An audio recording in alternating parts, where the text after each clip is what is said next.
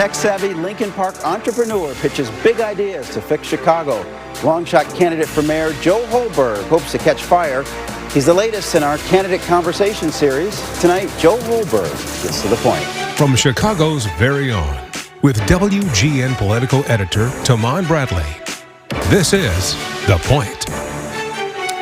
Good evening. Before our conversation tonight, the public will soon know more about what led former Democratic State Rep Harry Benton to resign. This morning, the Bipartisan Legislative Ethics Commission voted unanimously to publish a report detailing Benton's alleged misconduct. House Speaker Emanuel Chris Welch described the allegations as outrageous, unethical, and unbecoming of a lawmaker.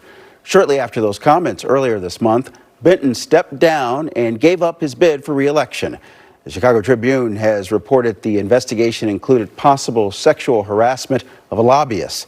The Inspector General's report won't be released right away. Both Benton and the person who filed the original complaint have a chance to review the report, make redactions, and provide a response before it can be released. Lawmakers say they hope the process is wrapped up by the end of next week. Turning now to the race for Chicago mayor, Joe Holberg was the first person to kick off a 2027 campaign. Next week, he'll finally be able to start collecting signatures to get on the ballot. Thanks to a personal loan to his campaign, Holberg, with more than $1 million, has more money in his war chest than Mayor Brandon Johnson. We caught up with the former math teacher turned entrepreneur at his Lincoln Park home. Yeah. So it says, "Let's go Chicago," sort of our tagline. Joe, I see you kicked off your campaign leading with policy papers, talking about lead pipes in homes, writing about a CTA overhaul. Who is Joe Holberg? I thank you for being here, first and foremost. I feel like I'm just like a regular Joe, for starters. I grew up in rural Michigan, low-income family, first-generation college student, struggled to pay my way through school. I was homeless, slept in my car so I could pay tuition.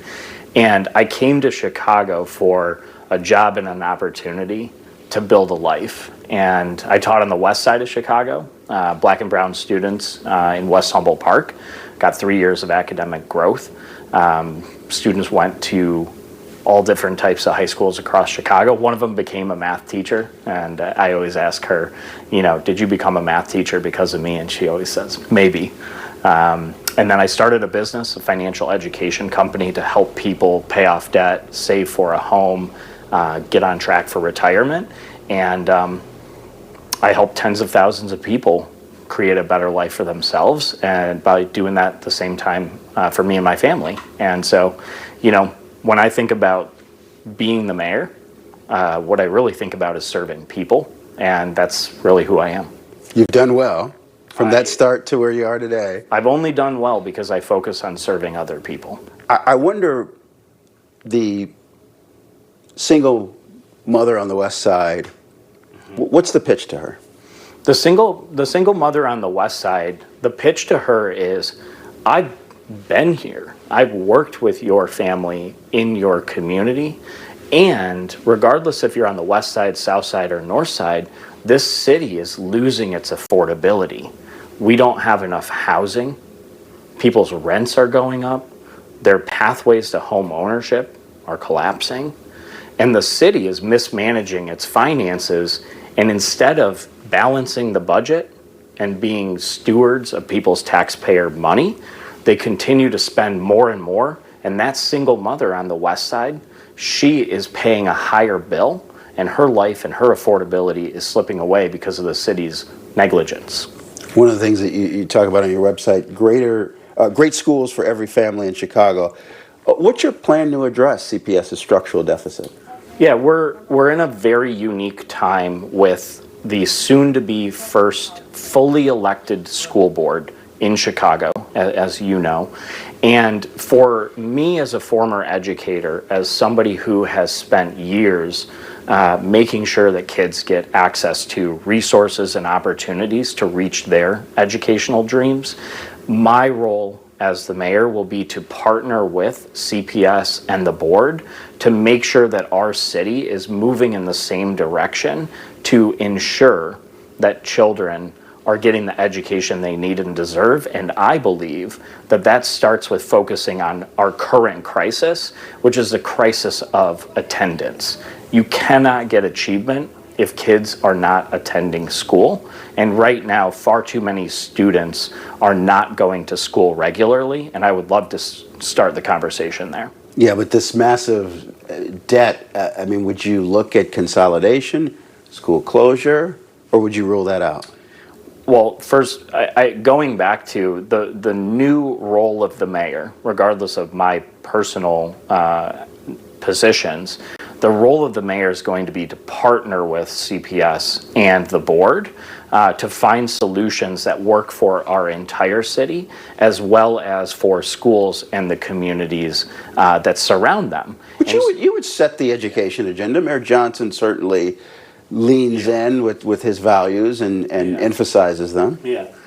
I would love to lean in. I would love to have open and constructive dialogue and collaboration with the school board and CPS. I think that fundamental relationship will still be there. What we need to do as a city is ask ourselves the tough questions, right? Is this school delivering for students and families? Are we able to create solutions in partnership with communities that meet their needs in a changing landscape? If a school is growing in terms of its population, we would expand a school, no question. How can we serve students and families if the population of students is shrinking? How do you reconcile the fact that polling shows people maybe don't feel safe in certain parts of the city, but they feel good about the city of Chicago? I think that is something that is very human. That's very natural to have these sort of contradictions. This is the only city in the world where people get the flag of Chicago tattooed on their body. You don't get the Phoenix flag tattooed on your body, right? Or San Francisco. People love this city for so many reasons.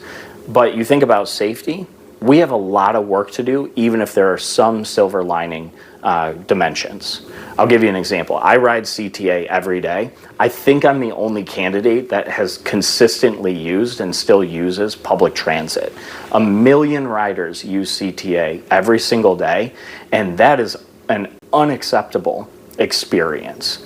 You have cleanliness issues, you have safety issues, and you have reliability issues. And we're talking about a core public system that 1/3 of the people in Chicago rely on, and right now we're not meeting expectations. You cannot get lit on fire on CTA. You shouldn't have to check a seat for materials that we won't say on air because it's unclean. And so if we can start to work on safety on CTA and get that right, we can start to emanate and work on other safety issues across Chicago. You have a lot of ideas. I guess I should ask the math teacher, how do you make the math work? How do you... You're going to have to raise revenue. I mean, you're talking about growth and investment here. Yeah, when you think about our current budget, it's like, $20 billion, but when you strip it down to the corporate fund, it's $6 billion. We are running a $1 billion deficit every single year, and we haven't listened to the reports from the financial experts that have shown us a path to save $500 million to $1.5 billion right off the bat. These are not job-cutting mechanisms. These are streamlining outdated and bureaucratic systems. These are making more intelligent decisions on vendors and who we work with and pay as a city so we don't have duplicative contracts. And one of my favorite ones is if we build 100,000 new units of housing, that will create approximately $300 million more in property taxes, roughly half of which could go to the city. So if we build housing, we're not only spurring the economy, but we're creating a larger tax base to work on solving the perennial budget issues that we have in this city. There's some pretty glaring examples of entrepreneurs, successful business people who ran for office, won, and had a really tough time governing. Absolutely. How will you make sure that doesn't happen to you? One of the most important things that I'm doing right now is we have 10 policy priority areas, and we're looking for and building relationships with 25 subject matter experts and leaders, both inside and outside government, to fill our advisory cabinet, if you will. I'm not going to solve the problems myself, but I want to bring in the best and the brightest people, 250 individuals at minimum, to help advise the campaign, to work on the transition, and then ultimately to help fill key roles in my administration. I think that's a characteristic of leadership that can help mitigate some of the lack of experience that I've had inside of government. Joe Holberg. The race for Chicago School Board president is heating up. Today, an endorsement of note. In its latest break with the Chicago Teachers Union, the Service Employees International Union is backing Jessica Biggs. The teachers candidate is Hilario Dominguez. SEIU and the CTU were once close allies, but they've been feuding since CTU tried to get some SEIU members reclassified so they'd fall under their union. Also running in the contest, Victor Henderson, Jennifer Custer, and Sendo Revolori. We're back in 60 seconds.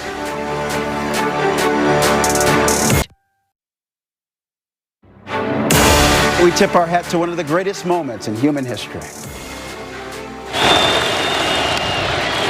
Alexei! Yes! Yes! Yes! Yes! Yes! 17 years ago today, White Sox southpaw Mark Buehrle threw a perfect game. At the time, it was just the 18th perfect game in MLB history. The Rays line score was all goose eggs, while the Sox had 5-6-0. 56 is Buehrle's number. Yes, that's the point. I'm Tahman Bradley. Good night.